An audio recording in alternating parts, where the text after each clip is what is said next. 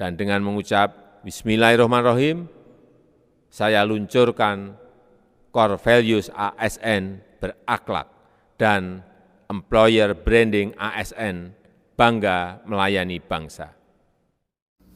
Halo, Assalamualaikum warahmatullahi wabarakatuh. Perkenalkan, nama saya Nida Asleni Dias. Ini adalah rekan satu tim saya, Muhammad Jakaria dan Frans Christian. Kami adalah peserta Lapor CPNS Kementerian Kesehatan, kelompok 1, golongan 3, angkatan 1. Pada video ini, kami akan mencoba mengidentifikasikan nilai-nilai berakhlak sebagai core value ASN pada tokoh panutan kami, yaitu Bapak Insinyur Haji Joko Widodo.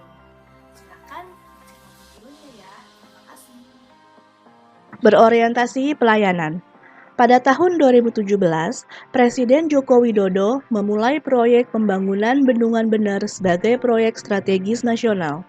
Bendungan ini kelak akan menjadi bendungan tertinggi di Indonesia dan kedua tertinggi di Asia Tenggara. Kelak bendungan ini akan difungsikan sebagai suplai air baku dan pembangkit listrik tenaga air yang dapat menyuplai listrik sampai dengan 6 MW. Selain itu, pembangunan Jalan Trans Papua juga merupakan bentuk pelayanan kepada masyarakat, khususnya masyarakat daerah Papua yang selama ini kurang mendapatkan perhatian.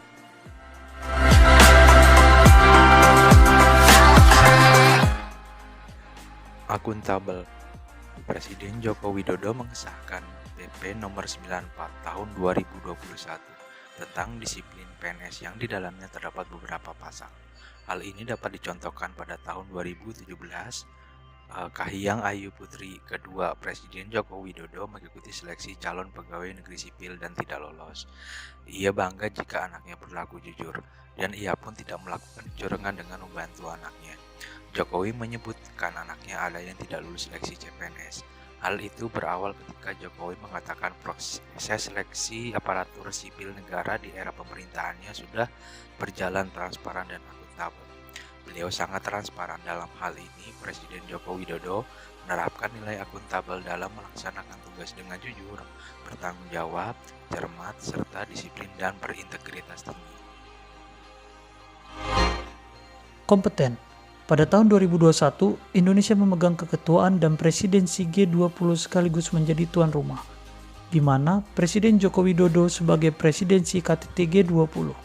Pada kesempatan ini, Joko Widodo menyampaikan tema KTT G20 yaitu Recover Together, Recover Stronger, atau boleh juga disebut dari Indonesia Dunia Pulih Bersama. Salah satu isu prioritasnya yaitu digital dan ekonomi. Presiden Joko Widodo mendapatkan apresiasi dari Ratu Maksima Belanda, yaitu salah satu aplikasi transportasi online dari Indonesia, yaitu Gojek Indonesia menjadi contoh baik dalam praktek digitalisasi di sektor UMKM yang terpuruk pandemi COVID-19. Gojek merupakan aplikasi transportasi online yang menggunakan ekosistem digital untuk membantu usaha kecil, mulai dari mendigitalkan manajemen inventories, pemasaran, pembayaran, hingga penjualan. Sekarang, UMKM tersebut terhubung ke dunia yang lebih besar. Harmonis. Bapak Joko Widodo dikenal sebagai seseorang yang ramah dan sering berinteraksi dengan masyarakat. Sudah banyak beredar di dunia maya footage video yang menunjukkan interaksi Bapak Jokowi dengan masyarakat, dimulai dari anak-anak hingga lansia. Salah satu yang sempat viral adalah tebak-tebakan nama ikan dan mendapat hadiah sepeda.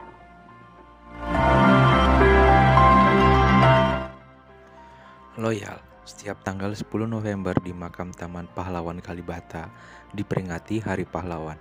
Presiden Joko Widodo menjadi pemimpin upacara. Rangkaian upacara dimulai dengan penghormatan kepada arwah pahlawan yang dipimpin oleh Komandan Upacara. Presiden Joko Widodo menyampaikan selamat Hari Pahlawan disertai gambar Bung Tomo dan tenaga kesehatan yang membawa sang merah putih.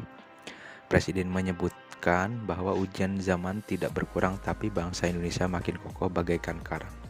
Dan proses pengheningan cipta dilanjutkan dengan peletakan karangan bunga di tugu makam pahlawan. Hal itu sejalan dengan nilai loyal memegang teguh ideologi Pancasila dan Undang-Undang Dasar Negara Republik Indonesia tahun 1945. Adaptif. Pada tahun 2020, Indonesia sedang menghadapi peningkatan penularan COVID-19 yang sangat tinggi, sehingga Presiden Joko Widodo membuat kebijakan untuk penanganan penularan COVID-19. Adapun kebijakan yang dibuat yaitu New Normal atau tatanan normal baru di tengah pandemi COVID-19. Kebijakan ini merupakan upaya bagaimana masyarakat Indonesia harus mampu menyesuaikan diri dengan kondisi pandemik yang terjadi. New normal adalah perubahan perilaku untuk tetap melakukan aktivitas normal dengan ditambahkan menerapkan protokol kesehatan guna mencegah terjadinya penularan COVID-19. Protokol kesehatan yang telah diatur oleh pemerintah yaitu memakai masker bila keluar dari rumah, sering mencuci tangan dengan sabun, dan tetap menjaga jarak, serta menghindari kerumunan orang untuk mencegah penularan virus corona. Hasil dari kebijakan ini, pada tahun 2022, Indonesia mampu menekan jumlah penularan COVID-19. Kolaboratif. Presiden Joko Widodo melepas kontainer ekspor PT Mayora. Beliau mengatakan produk Mayora bukan hanya terkenal di dalam negeri, melainkan juga terkenal di luar negeri. Produk yang dihasilkan oleh PT Mayora berupa makanan juga berupa minuman. Sudah diekspor lebih dari 100 negara, baik di Asia, Amerika Latin, Afrika, dan Uni Eropa, hampir di semua negara masuk. Dan juga produk yang melibatkan banyak petani. Beliau menyebutkan bahwa ada dua kunci perekonomian bangsa, yaitu investasi dan yang kedua ekspor.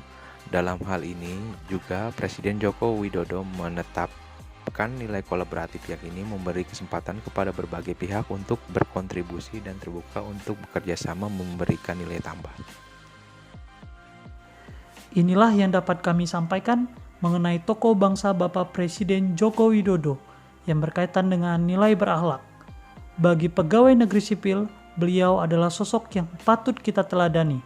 Sikapnya yang tegas, cekatan, dan berintegritas tinggi, serta bertanggung jawab pada rakyatnya. Semoga kita dapat meneruskan perjuangan beliau, serta dapat meneladaninya dengan nilai-nilai sikap berakhlak. ASN berakhlak, bangga melayani bangsa.